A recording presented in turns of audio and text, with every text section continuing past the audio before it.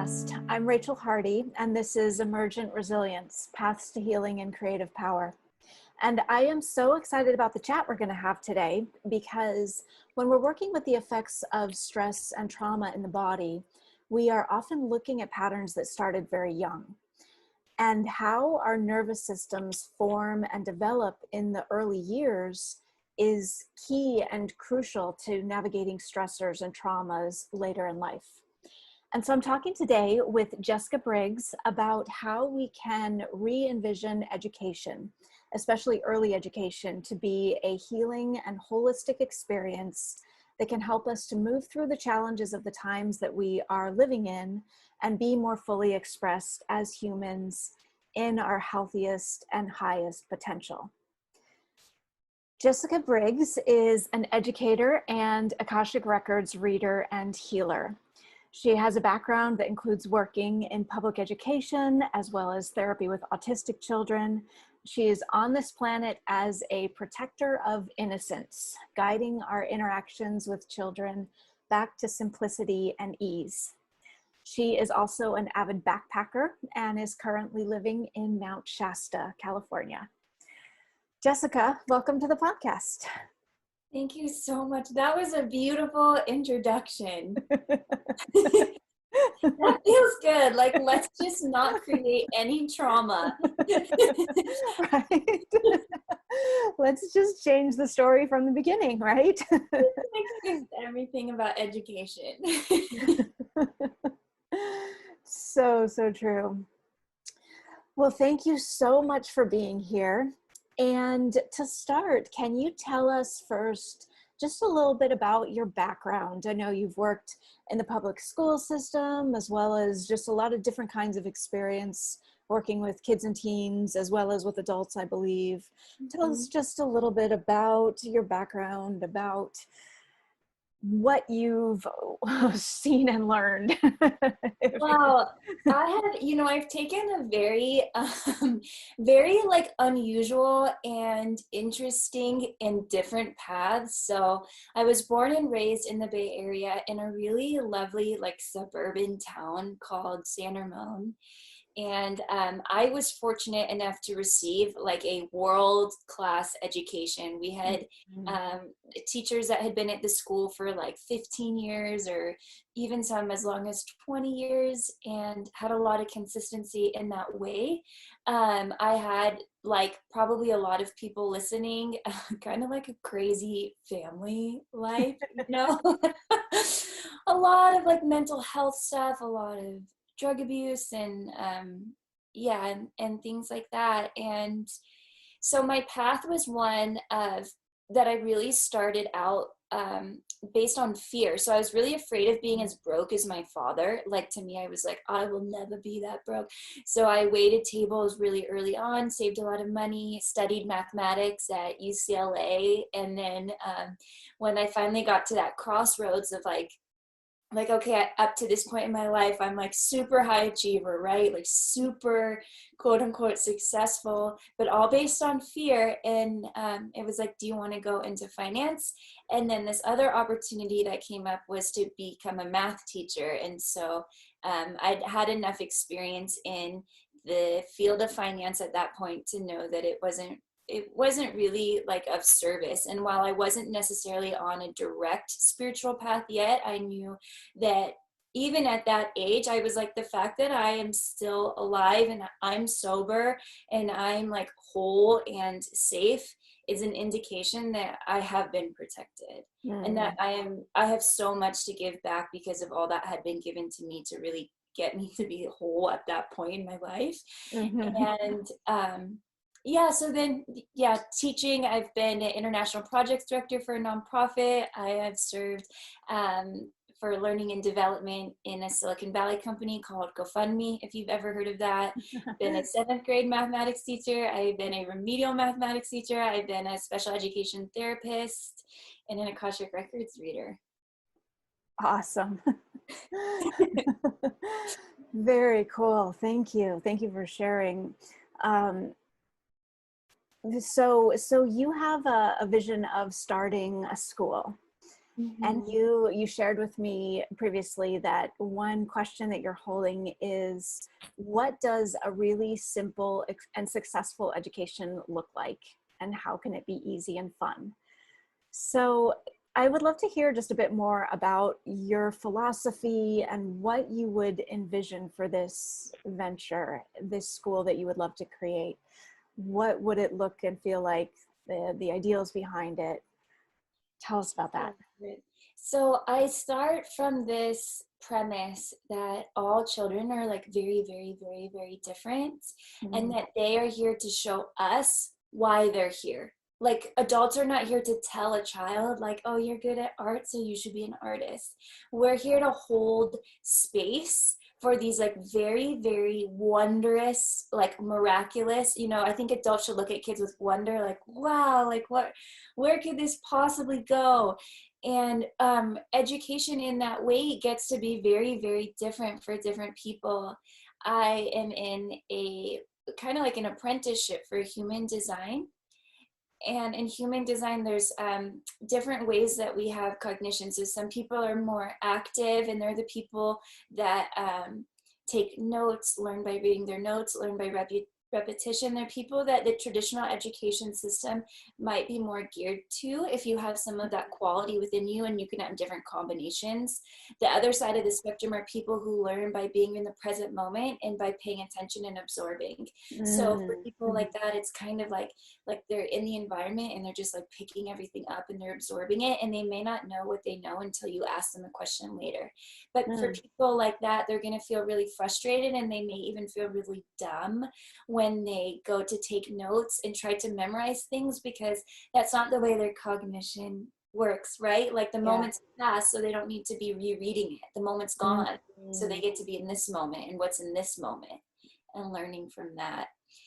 So yeah, to to answer your yeah. question, I believe in like radical differentiation based on what people's cognitive style is, based on holding space and wonder for the kids, but also holding a really tight container, because often in these more like progressive educational circles, you get to the point where it's like you never tell your kids no, where you Mm, never have discipline, where you never have expectations.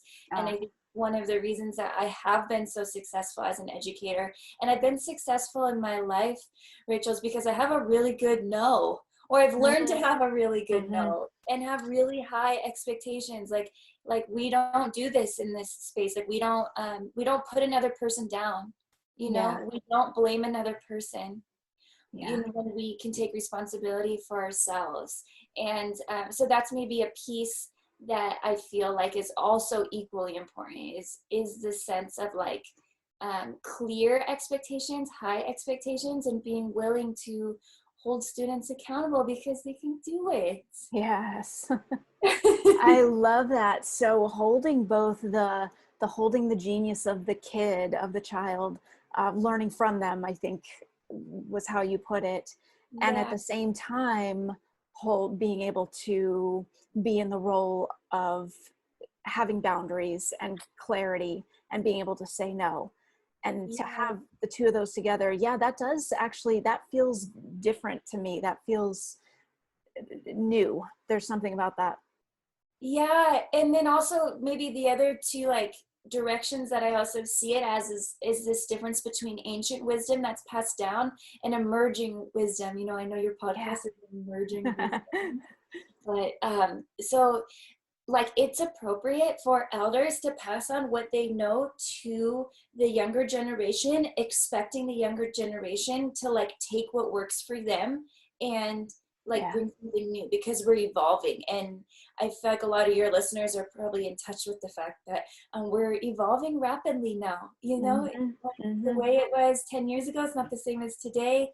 5 years is going to be really different. And Yeah. so super appropriate that, let's say, um, one thing I'm passionate about teaching kids is about like how to live off the land a little bit, just to have the confidence that you can, build a fire, you can have a shelter, you can gather food. So you don't need to be so afraid of your own financial security, which is why a lot of people are in the jobs they're in, right? Because Yeah. they're like, it's for money, Mhm. basically. for survival. And so I love empowering people where it's like, you know, what if you weren't afraid to be broke? Mhm. Like, Mhm. what if you trusted yourself?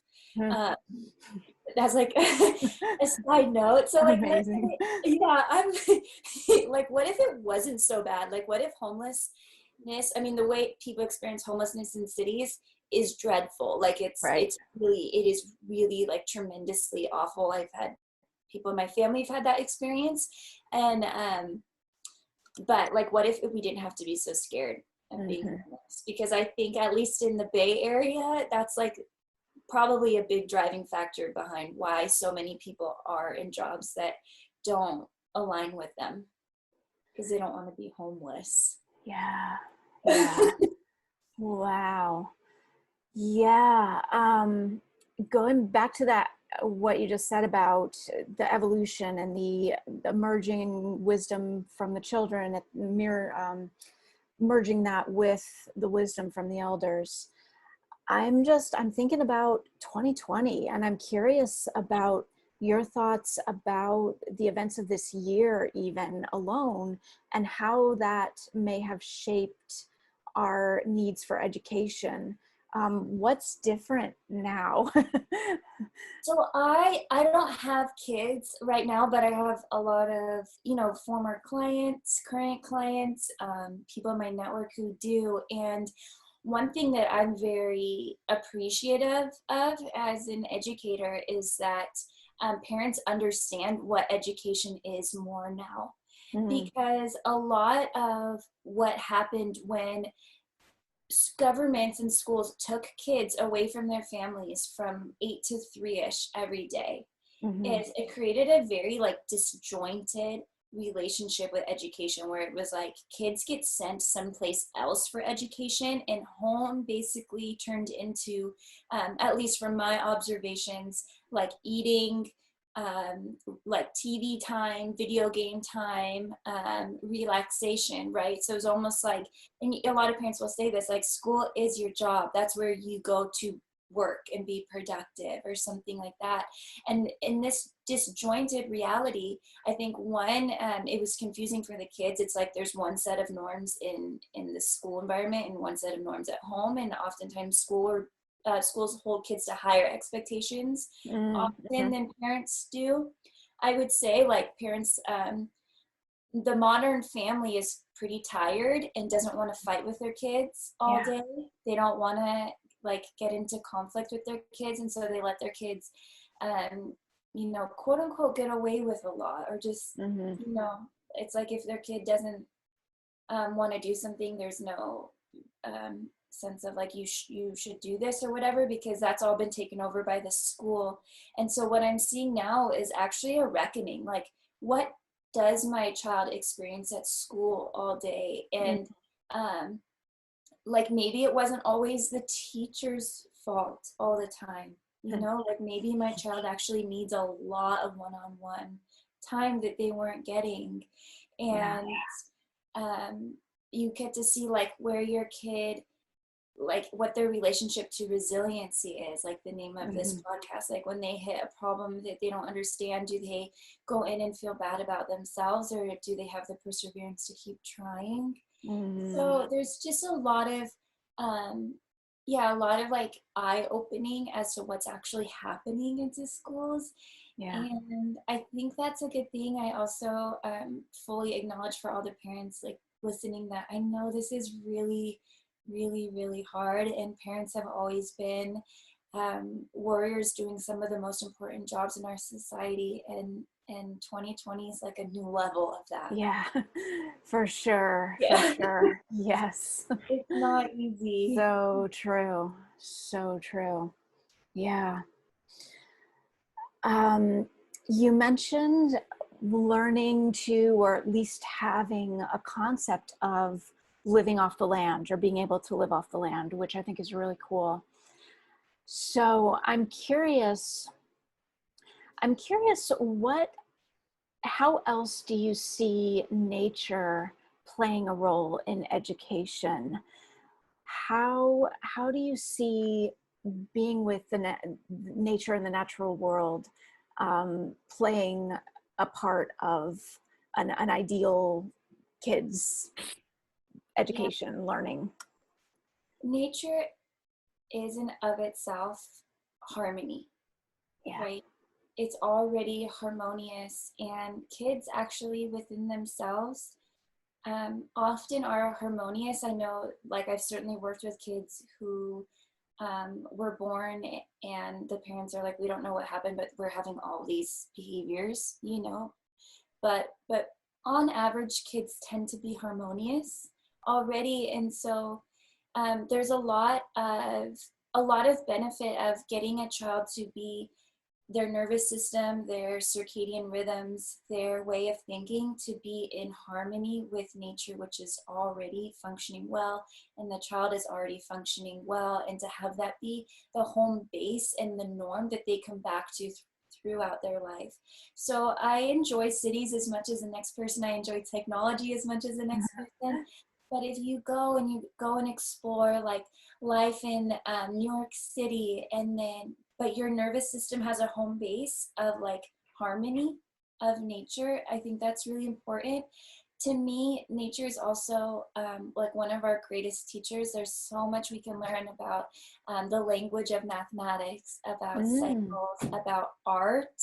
I mean, Mm-hmm. who likes something more beautiful than nature, right? Like, Right. it's so beautiful, awe-inspiring. Some of the great literature and the music is inspired by nature or in the presence of nature, like listening to the sounds of a forest. So there's probably like there's no subject I can think of that isn't aided by using nature as like the centerpiece, or at least our starting off point from which we branch off into realms of imagination, Mm. what can be. Beautiful. So beautiful. Yeah.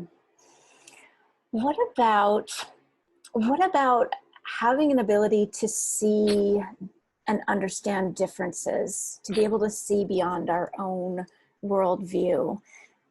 Because I think, to me, that's one of the things that we are trying to evolve through right now, is an ability to be able to understand, or at least be with someone who is different from us, whether that's cultures, belief systems, ways of life. And I'm curious, um, can you talk a bit about how can we help kids develop that healthy sense of autonomy, of their own boundaries, and also be able to be open and respect differences in others? Oh my gosh, that is such an important question. And there's so many subtleties to it, right? Because it's like, when is the difference that you're experiencing in yourself something to stand on? Mm-hmm. Like, is some of the political stuff going on today, like when do you, instead of say like let's compromise and let's listen, when do you stand on it, is like a subtlety of that. Another like subtlety of it too is, as a human race, it's like we can either look forward into a somewhat um, like unknown future, right? I think as humanity, our future is like no one knows what it's going to look like, and can we Yeah. be open and receptive to that type of difference, right? Mm-hmm. We're not going to, our days aren't going to look the same, things aren't going to be the same. Or are we going to be the type of person that's like, let's hold on to the old ways, you know? Yeah. So that's another subtlety of this, like being open to differences that I Mm-hmm. think we're playing with. And if you have kids at home, I mean, the number one easiest way to do it is just to model it and have stories in your household. Like, um, you know, you should have friends that look different than you, that act different than you, and your kids should see their faces on Zoom, or maybe one day back in person again. You know, you should have friends who are immigrants that your kids get to meet. And if that's somehow like not accessible to you, then there should be stories and movies in your household that teach Yeah. people about our dignity. Yeah. Yeah. Yeah. And I would also say, to get to the more subtle aspects, it's like I feel like we can really allow kids to trust themselves by not talking kids out of their truth. Mm. So like a kid said, Mm-hmm. like, I do not want to eat that. I Mm. do not want to eat that. that is their truth in their moment, and we can hold space. Like, we actually don't understand another person's body. Even if you're a mom and you made this little baby body, their body in some ways is like a miracle and a mystery. And if they're saying like, I don't want that peanut butter sandwich, that is not for me, like, we can trust them and not talk them out of their truth, so that that sense of self-trust about like, this isn't right, or this doesn't feel good to me, which is so crucial in relating to other people, where you do have boundaries but you're also able to be respectful. Knowing what's true for you, and being able to trust that is really important. Yeah. Yes. Yes. Yes. Yes.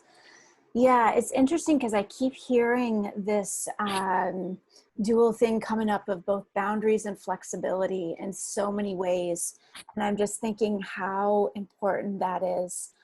Um, I'm interested in, you were just mentioning the flexibility to, or the openness to create something new, or to move into a world that may look different than it looked last year, and whatever that means. How do we teach kids that flexibility and the boundaries? And again, I'm noticing it's kind of the same question resurfacing, but I'm Yeah, curious on any more thoughts you have about you flexibility know, and. it's a good question. It depends on the kid, because I've definitely experienced kids who innately are not as afraid as humans are. And I would say overall in 2020, it's the parents who've been um, very resistant, very fearful about change, and the kids are more okay, or the kids are amplifying their parents' fears about school and their parents' concerns about school.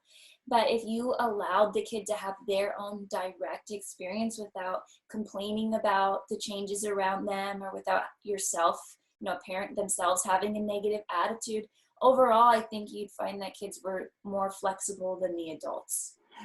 Although there's probably some parents listening who's like, you have not met my kid. I've probably met a kid like that, because I know what you're talking about, where it's like, you can't even drive down a different street, so it's still differentiated, but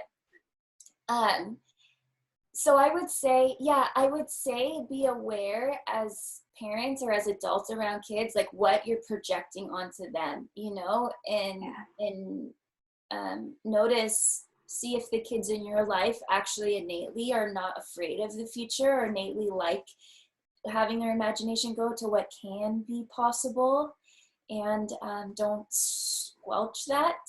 And then if you have a kiddo who maybe needs a little bit of like what's called flexibility training, just do it inch by inch, like little thing by little thing. Like maybe they don't like loud noises, and maybe it's like you felt like you can never blow dry your hair around your child because they got scared of the noise. And it's finding a balance. Like, you don't want to like force them to be like everybody else, but at the same time, maybe it's practical for them to become more flexible with loud noises, and maybe blow dry your hair like 2 rooms over, and then eventually like 1 room over, and help them build that flexibility. Yeah. Awesome. Thank you. So cool. Jessica, can you tell us a bit about the rest of what you're up to these days? Because we haven't even touched on this, but you are also an Akashic Records practitioner. Tell us a bit about the rest of your work and what you're doing and what you're up to. Yeah. So I moved up to a retreat space here in Mount Shasta at the beginning of October, and we got the property all set up to host retreats. And right now we're keeping an eye on COVID to see about the safety of things, but we'd like to, when like during the winter, host grief retreats, which is something that's really important for anyone who's lost somebody this year. I lost my father over the summer, so so sorry. Thank you. Yeah, so we'll do that, and then when the weather gets nice, we'll focus on kids and families again. So doing, maybe starting with a STEM summer camp, or they're keeping an eye on COVID. Awesome. That sounds really powerful, hosting the grief retreats. Yes. A lot of lives have been lost this year. for a lot of reasons, not just COVID, you know? Yeah. Yeah. Yeah. I love that you're doing that. And I hope I get to see the Shasta space sometime. Yeah, I'm going to Amazing. be rolling out private retreats, so it's a little bit more COVID conscious. It's just one person or a small group of people. Sounds so cool. So cool. Jessica, if someone was interested in working with you, how would be the best way for them to get in touch? How That's can a they good find question. you? So I have a website, Okay. jessicabriggs.me. Put that in the comments or in the description. And I am on Instagram. I'm not the most active person, but I'm there at love Jess Briggs. Perfect. And that's about it. Awesome. I love it. Wonderful. Jessica, thank you so, so much for sharing both your wisdom and your experience and just your heart. I know you have just such a beautiful heart and such a beautiful energy just radiating out of you. And I feel so fortunate to get to share a bit of space with you here today. And I know that all of the kids and parents who are going to come in contact with you with these future projects are just going to be so blessed by your energy and presence and heart. And I am just so, so grateful for you. So thank you so much for being here. Thank you, sister. That was so sweet. And thank you, thank you. It's always hard for me to know how to end these. It feels like this wonderful time. And I'm like, oh, and now we just stop? That's so weird. That was a potent one, Rachel. We will go ahead and say goodbye for now. And our listeners can get in touch with you at the places that you mentioned, and they'll be in the notes. So thank you. Thank you so much for listening, and thank you for being here. Take good care.